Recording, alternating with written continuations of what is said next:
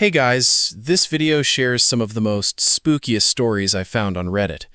And one thing before starting the video, if you don't want an 8-foot skinwalker disguised as your partner in your bed, then kindly subscribe. It really helps me keep making this content. Alright, sit back, get comfortable, here's the first one.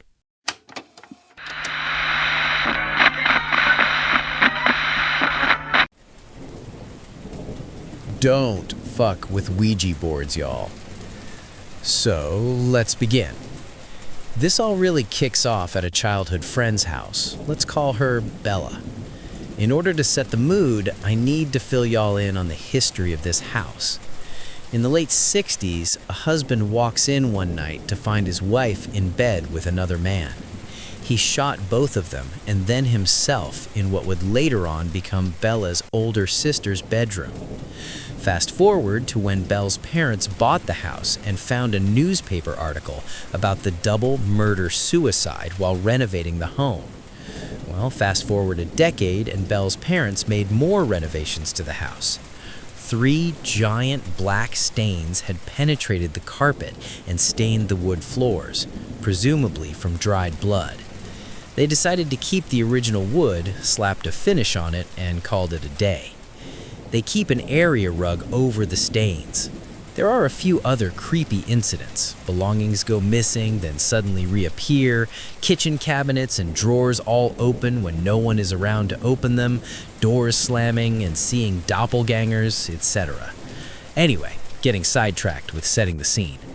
So, we were 13 years old and Bella and I were sitting in the middle of her bedroom floor with the lights turned off, candle lit, and a Ouija board in between us. You know, being young and creepy. I had just lost my father a few years prior to cancer and was still grieving. I was angry at him that he left our family and trying to fill the father-sized gaping hole in my heart at that time. Not the best state of mind to be in when you're playing knock knock who's there with the spirits. We were ready to open up the portal of communication to God knows what in a fucking haunted house. This was never destined to turn out well. We place our hands on the planchette and say, "Hello, spirits, we'd like to talk to you." I just want to note, before my dad passed away, I've never been into anything supernatural or spooky. I still believed in God, went to church, and prayed for everyone I ever met in my entire life, including their animals. I was a sensitive kid, in a few ways, and never watched anything too scary for fear of bad thoughts and nightmares. Then we got to asking our list of preteen girly questions for a bit. Eventually, they turned a little more serious. Us. Is someone here with us? Bored. Yes. Us. Are you a good spirit? Bored. Maybe. Me. Are you my dad? I was desperate to make contact with my dad. Bored. No. Me. Do you know my dad? Bored. Yes. Me. Is he okay? Is he in heaven? Bored. Yes. I was starting to feel very uneasy, and it was like all of my senses heightened at once. I got that oh fuck no feeling in the pit of my stomach, like someone or thing is watching you. Then I felt a heavy, dark, like pitch black with no light, presence next to us. The goddamn bed squeaked, like someone had sat down on it. I hesitantly looked over and saw an outline of where a human should be on the edge of the bed. I stared at it for what felt like a decade, trying to make sense of what I'm witnessing when I snapped back into the moment and uttered an "oh hell no," hurtled over Bella, crossed the room, and slapped the lights on. I refused to play again and demanded we do something, fucking anything else. Pure fear and dread lingered deep in my gut, and the feeling of potentially being harmed was strong. Y'all, we never closed the board out. Adult me understands the huge mistake, but at the time I was young, scared, and had no clue the repercussions of not closing the session out. Looking back, I honestly believe this was the moment something attached itself to me and remains in the periphery of my life. Later that evening, Bella and I settled down for the night into her bed with her trusty small poodle, Tiny, snuggled with us. We were drifting off when Tiny started growling and barking at the foot of the bed at absolutely nothing, or so we thought. We calmed her down and soon Bella was out. I was, unfortunately, wide awake. I felt a presence at the foot of the bed. My gut sank and my heart started racing. I slowly pulled the blankets up over my head and willed myself to sleep and ignore the presence/feeling.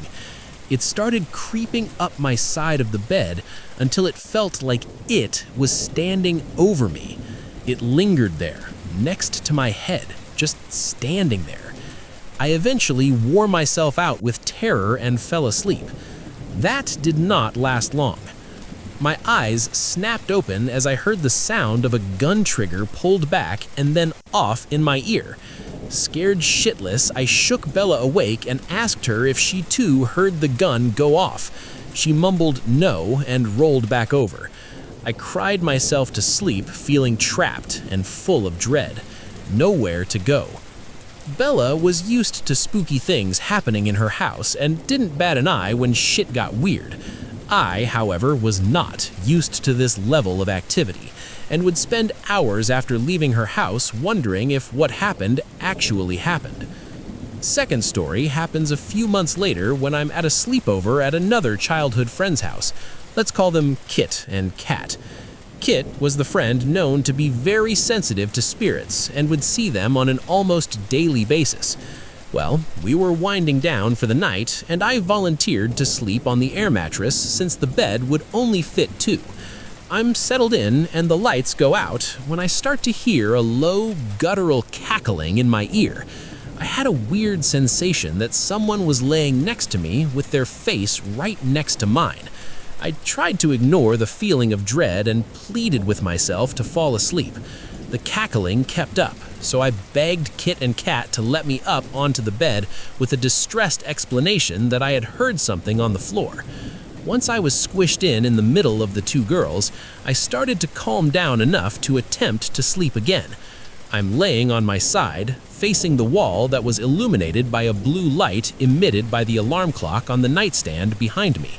Then I see the shadow of a large hand wave at us in the light of the clock. All 5 fingers were perfectly visible, slowly waving back and forth.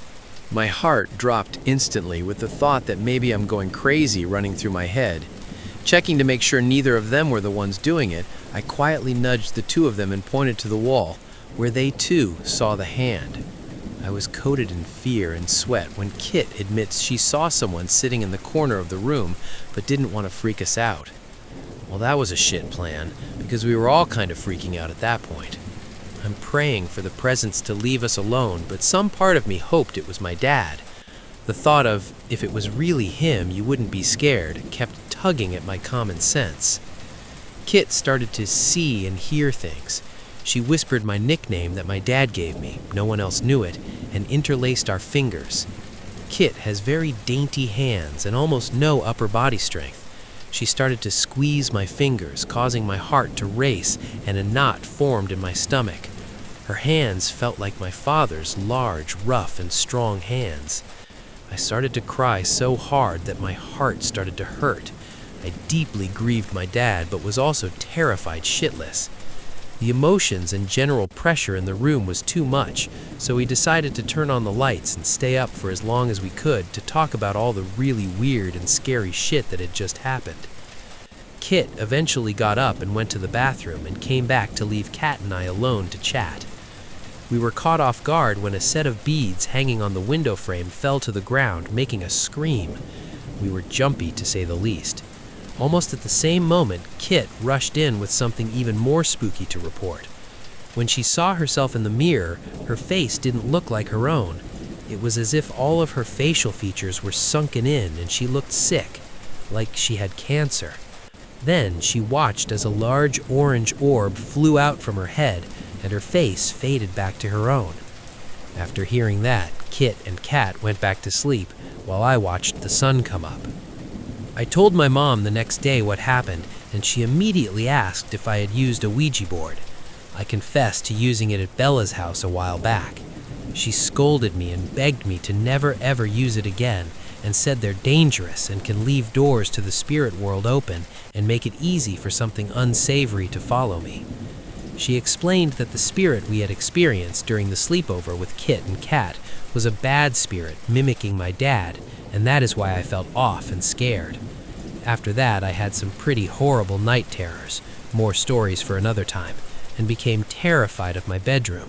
It got so bad that I couldn't look into my mirror for fear someone would be behind me, or be in my room alone at all for that matter. On the daily, I was riddled with anxiety for the time of night when I'd have to sleep again. I slept with my mom until I was about 16. However, she never minded it. After a while, Mom helped me get back to a normal existence. She cleansed my room with anointed oil and gave it a total makeover. It worked, and I was able to sleep in my bedroom again.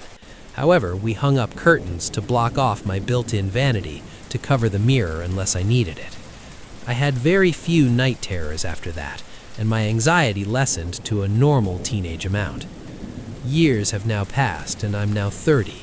Throughout the years, I've had many more creepy encounters and would love to tell them another time, if y'all would like to hear more. Don't fuck with Ouija boards. My grandma used to lock us in the basement. When I was a kid, instead of going to a normal daycare, I would go to my grandma's house every day. My grandma did run a semi-legitimate daycare, but she's a cheap person. She didn't have the amount of workers you need to watch the amount of kids she was watching. Government workers, or CPS agents, I honestly don't know the name of the organization, would come to check to make sure everything was up to code from time to time. When that would happen, if you were blood related, you would go into the basement. I hated the basement. It was the worst place in the world to me. It was always freezing and had concrete floors, wooden panel walls from the 70s, and old toys scattered around or in boxes. The only lights were strung up from the ceiling, the kind you pull to turn on. I was too young to remember all of the details now, but the wooden panels were about a foot away from the actual cement walls in the basement. You couldn't tell unless you went to one specific spot deep in there, and you found the hole in it. She would put 3 to 8 of us in there and give us a flashlight while the workers were there. She'd usually only put the older kids down there, like the 11-year-olds, but since I was blood related to her, sometimes I was forced in there too. Like I said, the basement was freezing and terrified me, but when I was hidden in the walls, it was always very warm. I was never scared in the walls. I would usually just ride it out, play on my leapfrog until it died, or whispered with the other kids. Sometimes we were quiet. I guess we just ran out of stuff to talk about. But during those moments, I remember hearing quiet voices. Not like it was coming from upstairs, but like it was someone among us, whispering. But I couldn't hear what they said. I'd only hear the louder parts, like the S in see, or T in what. I was a quiet, weird kid. I knew no one would really believe me if I said anything, so I kept it to myself. I wasn't scared and actually quite interested in ghosts, so it was my own little secret. Kids at my grandma's house frequently had imaginary friends. There was this one girl in foster care named Reagan who I would play with until she left. Sometimes I'd get distracted and play with my cousins when we were all outside, and I remember seeing her squatted down by the house.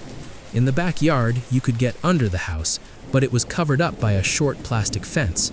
My grandma would put toys and stuff under there, but that's where Reagan would be, talking while holding the fence. There was something about the bathroom that scared everyone. The older kids would sometimes get someone to go in there, turn off the lights, and slam the door. The poor kid inside would scream and scream. The timeout chair was next to the door. I hated it. You were separated from everyone else, stuck next to that scary bathroom until you served your time. That house stayed in our family for a long time. My grandma actually ended up closing the daycare. She started flipping houses and renting them out. She's probably a millionaire now. A few years ago, she decided she was going to move to North Carolina, but she was going to renovate her house and sell it to one of her daughters. Eventually, they had to tear up that extremely old basement. I don't remember the reason for sure. I was still young at the time, but they started digging into the cement floors. I know this next part for sure. I remember exactly where I was when I heard this, and I immediately felt sick to my stomach and dizzy. They found bones. Human fucking bones. Probably dozens of them. Little ones too. We were walking, living, talking, eating, playing over a DIY graveyard. They immediately called the cops. But when the cops came over, they looked at them and said they'd keep them as evidence just in case, but there's nothing they could do about it. They could just keep on digging. So, they finished remodeling the house. My family still talks about it. There's more paranormal stories that happened to my family. This is the only one I was involved in. I can write more if anyone is interested, but that's all I feel like writing today. Cabin 102. Hey everyone, first post. Let me begin by providing some context. I was a sailor for years, found myself doing a repositioning voyage from NZ to Spain for a fairly old vessel bought by a shipping company about 3 years ago. Joined vessel in Wellington. We were alongside for about 3 weeks before we began the voyage, which took 5 months. We made port regularly and had a couple weeks where we had to do repairs. Ship was Baltic design, so designed for short runs with many passengers and freight, not really intended to be at sea for more than 2 days. Miracle the ship stayed together between NZ and Spain, let alone doing a voyage from Estonia to NZ 20 years prior. I digress. We were crossing the Atlantic, the final stretch of our voyage. Chief officer asks me to count all the mattresses and assess their condition. Weird request for a junior OWO, but it was one of those rubbish jobs they'd been putting off all voyage.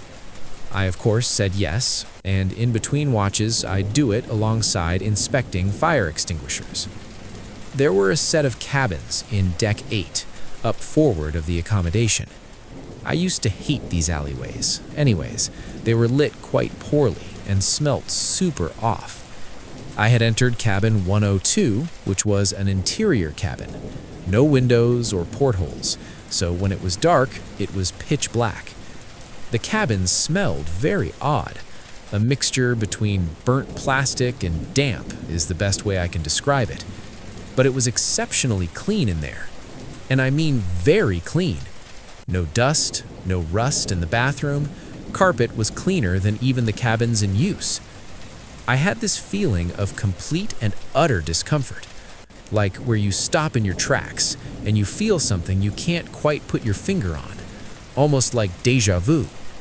I checked the mattress and noticed there was a large black mark all across the bottom of the mattress. I noted it down, thought it was a burn or mold or something. As I was looking at this, the second bed, which could be stowed upright, had unlatched and come down to hit me in the back of the head. I swore and left the cabin, went up to have a cigarette. I realized I'd left my helmet down there, which I needed to get onto the deck and have a smoke. So I returned down there, and placed neatly outside of the door, I found my helmet. I thought in the moment that I must have left it outside. The problem is I hadn't. It was left on the mattress inside the cabin, and I was absolutely sure of this. And I had the only set of keys for the cabins, so it couldn't have been another crew member. When I realized this, I was pretty unsettled. Got in with the rest of the job, but the weeks that followed, I had terrible dreams. Dreams of drowning, of rot or mold I couldn't get off my skin, and a real deep feeling of being watched. When we had reached Spain, we had professional cleaners come aboard to prepare the cabins for service. One of the cleaners had been into 102 and reported to us it was an absolute mess. Mirror had fallen off and broken, mattress on the other side of the cabin, and flooding in the bathroom. No other cabin was like this. So, whatever the hell was in 102, I doubt it was kind, friendly, or well-intentioned. Assistant's dog experiencing something in a few places. So I went to the Tower of London a few years ago. It was my first time going there, not my first time experiencing places with a heavy presence. This was the first time going to such a place with my assistant's dog, Bowid, and it was an experience. We went to the Bloody Tower, where the two princes, King Edward V and his brother, Richard the Duke of York, were held by Richard III until they disappeared in 1483. As a bit of background, my assistant's dog Bywid is a confident and friendly Labrador who has been traveling all over the UK since he was a puppy. He has also traveled to many museums, has been to Sweden, and is not prone to anxiety at all. Well, in the Bloody Tower, this changed. He suddenly started slinking close to the ground, and his hackles went up. He was hard staring one corner of the room, and this low growl I have never heard from him before just caused his whole body to vibrate. At the same time, I felt so bone-deep cold. It was November, but a mild day, yet I felt cold in a way like I would never be warm again. We didn't stay in that room. Bywid reacted strongly to the spiral stairs that went up as well, that are blocked off to the public, though in a very different way. This time he looked up them and wagged his tail and tried to go up as if to greet someone he knew.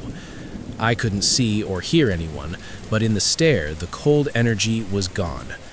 After I got Bywid outside, he went back to behaving himself impeccably. He was attentive and calm and once again focused on being my assistant's dog. Until we were in a certain part of the courtyard talking to one of the yomi of the guard. Once again, Bywid turned and growled at nothing, hackles up and tail rigid, staring hard at absolutely nothing. We were in the courtyard in the autumn sun, as it happened. There was a gap in the tourists at that moment, so not even a suspicious soul to be seen.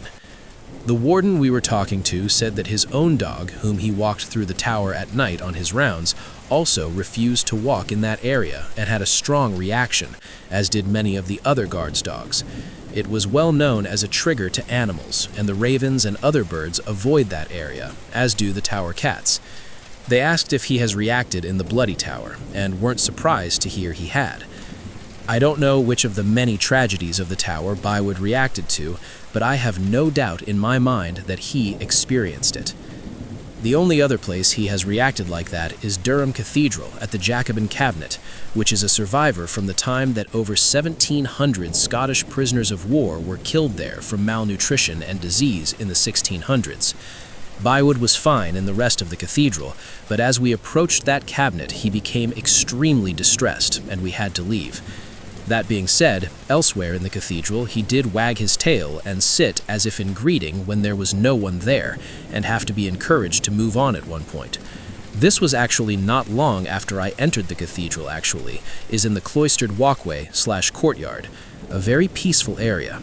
It was an area that feels warm, welcoming, and gentle, a balm to the soul. Moved into a house with a cemetery. 6 weeks later, we left. When I was about 5 years old, we moved into an antebellum farmhouse in rural Alabama that had this old family cemetery in the backyard. The cemetery was surrounded by a decrepit wooden fence and had a dozen or so tombstones that looked like they were falling over. My bedroom was on the second floor, and my bunk bed gave me a perfect view of the cemetery out back. One day, while my father was at work, my mother took my sister and went to the grocery store. I was left alone in my bedroom upstairs. For context, this was the 80s, y'all. A while after they left, I heard my grandmother's voice call my name from the living room. My grandmother lived in the next state over, so I was surprised to hear her. I thought she must have come to check out our new house. I bolted downstairs to the living room, expecting to see her, but nobody was there. I peeked through the blinds to check the driveway, and there were no cars. I ran upstairs and continued playing with toys, not thinking much about what happened. A few nights later, I woke up in the middle of the night. When I opened my eyes, there was a silhouette of a person standing at the head of my bed. The silhouette was almost like a light blue version of the white noise on old TV sets, but I could see through it, if that makes any sense at all. I went to scream for my mom, but nothing came out. I tried over and over again, but my voice wouldn't work. All the while, the silhouetted figure stayed there. I don't remember what happened after that, and I never talked about it afterward. A couple of weeks after this experience, my parents packed up our things and we moved to a different house in the next town. My parents have passed away since then, and my sister was too young to remember anything. So now I'm stuck with these memories and a lot of questions. As an adult, I wondered if my parents had experienced anything, and that is why they left so quickly. If there are any paranormal aficionados out here, any idea what the silhouetted figure could have been? What about my grandmother's voice calling my name when she wasn't there? What was that about? Update. I called my grandmother. She thinks the house was in Grove Hill. She doesn't remember being told about anything strange happening. I tried looking up cemeteries in that town, but I couldn't find the one that matched my memory.